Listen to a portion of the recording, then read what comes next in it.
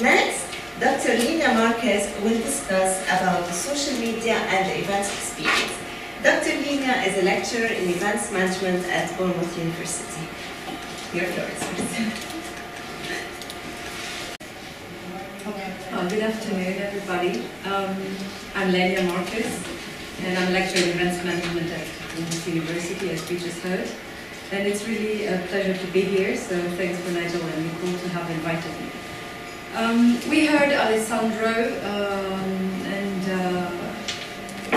my perspective is a bit on what he was saying about the experience. But contrarily to both of the presentations before, I take more the user's experience, more than what is happening online and how social media can be used as a marketing tool. So I start the other way around. So we talk a lot about experience, but what is experience? And probably Barbara will tell us also a little bit about all this and about co-creation. So I'm sure we can put all our communications together and make a kind of a framework. So when we talk about experience economy, there has been, it started in the 90s, and it has been developing. Now we talk about many different things. We talk about transformation economy, meaning economy, sharing economy, collaborative economy, and all of this has different perspectives, but comes from the experience economy. Experience is really, really important, and it's about having, as Pine and Gilmore said in the 90s, you try to engage, and you try to engage with your audience, with your customer, and you try to make connections, many of the times emotional connections. And that's where everything starts, not just companies, but also nowadays events and also even mobile apps. So we talked a lot about engagement. I don't know if the second slide is there. Yeah. So when Pine and Gilmore discussed about all this, they started with saying that there were commodities, and nowadays we're going towards transformation. So from a simple object, simple commodity, we evolve into goods and services. Now we provide experiences. And events is all about providing an experience and making sure that you provide your customer with a good experience, or from the customer's perspective, that you have a good experience in this event. And this leads sometimes to transformation. They also talked about these four realms, different realms that are important in the experience, and that we should take into account. And the experience should be holistic. The more realms you take, the more holistic and better the experience should be. So it can be more educational, it can be more escapist. There has been a lot of literature about this and many studies about this. So this is, let's say, the basic idea of the experience economy. Although experience is not just about producing an experience and planning an experience, especially not with events, that sometimes we tend to think on a linear kind of way in how the event is designed and managed and planned. There's a bit more to it. So we talked, for example, about these three phases, the pre, the during, and the post-event phase.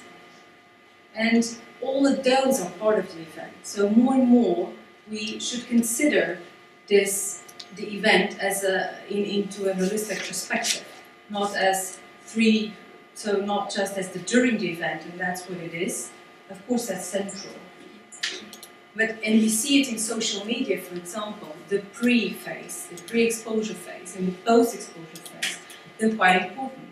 So how do we create all that? And how do we engage the customers? And what is happening with our attendees? So this is why some people talk about different levels of experience creation. So both like and other people talk about the three generation level. So they have three levels of generation. So the first generation into the experience creation is the more simple one, where we have producers and consumers. The second one is more individual co-creation perspective. And the third one, the third generation, is going towards working with communities. And of course with social media and the internet, we are talking more and more about these communities. The question is how they work and how can you create them and engage them. So with all of this, technology has been changing our perspectives and the way we do things. These communities, they are online. More and more they are what we call the sharing economy, where people come together to make things happen. Things like platforms that many of you probably know, like couchsurfing, Airbnb, Uber, meal sharing. All of these are part of this global communities around technology, allowed by technology. So with all this, also in events, technology has made different changes and it has made a presence. So we have, we talked about augmented reality, for example. We have holography, RFID technology, which is more and more embedded, for example, in festivals. Also in the business events, it's more and more present. So, and many of these things are connected somehow to social media, different channels of social media. So we can use social media for a number of things. Some of them we talked about it here, especially when we think in terms of events and events management. We can use it, for example, for promotions, so very operational marketing oriented, or teasers, but we can use it as we are doing here with live streaming. And we can even have not just the main event going on, but when you live stream it, like for example in the FIFA World Cup, you have different events going on with the live streaming in other places in the world. So all this is shaping the event scale of that. But the question is, what is happening with the users? And why do they use? Are there differences? And can we use this information on how these users use the social media in order to not only understand the experience, but also to improve it somehow? And how can we do that? So with this question in mind, we did a few surveys with the project, Atlas project, monitoring events, that started in 2012, and it's continuing. It's quite a big project. We have quite a lot of data. Not everything is collected yet, so we are still on treating it. And some of the findings I will present today. These findings have some limitations that we will discuss a bit later. But this is done in Portugal, so the results I will present here were from questionnaires made in Portugal in 2012, 2013. So some of the social media itself might not be no longer exactly the same, and it might depend on the type of event. Of course, we will have to study that in more detail, but there are some conclusions that I would like to share with you. So from the questionnaires, we could see that Facebook, not surprising, is highly used, and followed by LinkedIn. Things like MySpace, we just heard MySpace is out. At the time, MySpace was still a little bit used. So this was the profile, so a lot of Facebook users. And we related several simple demographic things to see if there is a correlation that we can think, is this important? One of the things that we also found out, not surprisingly, is age is related to the use. What was quite surprising is, for example, that with Facebook, there's over 60 years old are using it by more than 60%. So it's still quite high, not as high as in the 20 years old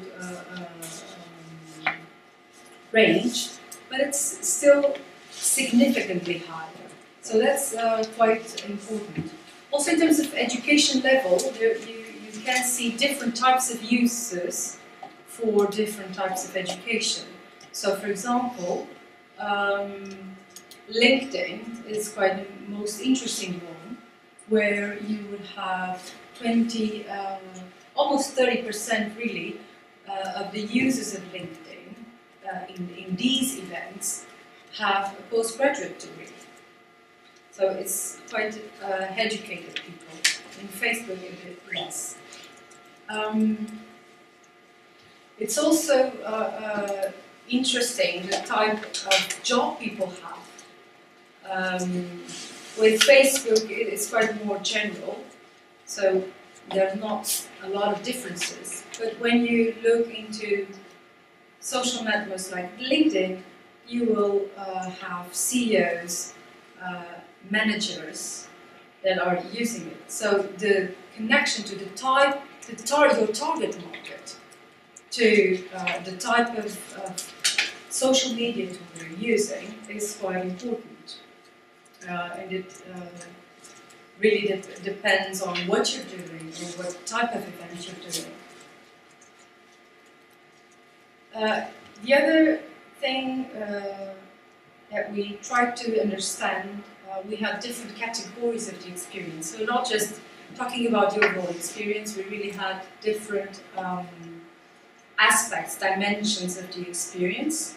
And we tried to understand which aspects, if there was a relationship between the social media users and the experience categories. And interestingly enough, there were a few, but mainly they were from LinkedIn.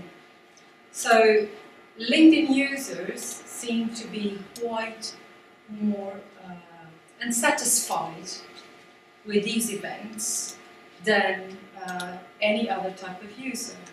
So when asked about certain aspects of the experience they were having, they were quite negative. They weren't, for example, when asked, do you feel,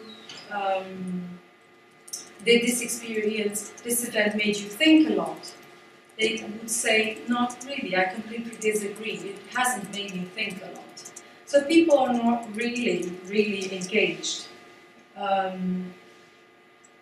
So that's quite significant when you are organizing and managing an event, when 36% of your potential audience is saying that they're not so satisfied with it. So two particular categories were not scored quite low. So one of them, for the LinkedIn users, one of them was being physically active, so trying to engage your attendee with some kind of physical activity. So they were not happy with that. And also feeling part of a certain community, which they also didn't really feel. So it's interesting to understand what kind of consequences that has in the experience. When more than 40% of the LinkedIn users would say that they don't really feel engaged, and only 20% would really feel part of this community. So overall, with the data that we gathered so far, we can basically say that the most relevant information we got was with LinkedIn in terms of really a significant relationship between the experience and the event and the social media. So we cross this data. And this makes us think basically that certain type of users are much more critical. And when organizing an event, when managing an event, you can, like we just said, we can use these the real-time, for example, data, or we can analyze it and see what's happening also in terms of the experience. Because the question in the end is, how can we make the event go towards a third generation event? This community where producers and consumers are really co-creating. And what's the role of social media?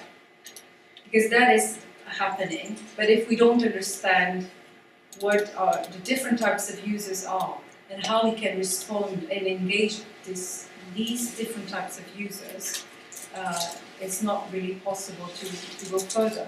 So it's still a limited research, because what I just presented here was one type of event in one country. Hopefully we will be able to add other countries and other types of events and have a bit more of an insight on the differences or the similarities. I can say that there were quite some similarities with two events in Finland, for example, when it goes over in terms of categories, of the experience categories. But that's still ongoing. So we will need to understand better also different geographical areas, different types of events, and also try to understand the event, not just while it's happening, but throughout the experience cycle, and try to feed it, because more and more, especially with social media, there's not really an end to the event. The end is already the beginning. Because when you are doing the post phase of an event, that's very clear, for example, with the post video of festivals, music festivals, they're already trying to tease, they serve as teasers somehow for the next one. So if you have repeated events, social media can be a booster in the experience life cycle, but it's not enough, so we should go a bit deeper and understand our users. And understand how they are using, not just how they are using the social media, but also how can we use that information to make the experience much better. So yeah, that was it. Thank you. Any questions? Does anyone have questions? Okay. Thank you, Dr. Lénia, for your presentation. Thank you.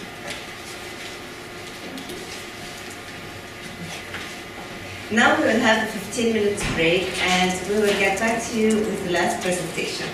See you soon.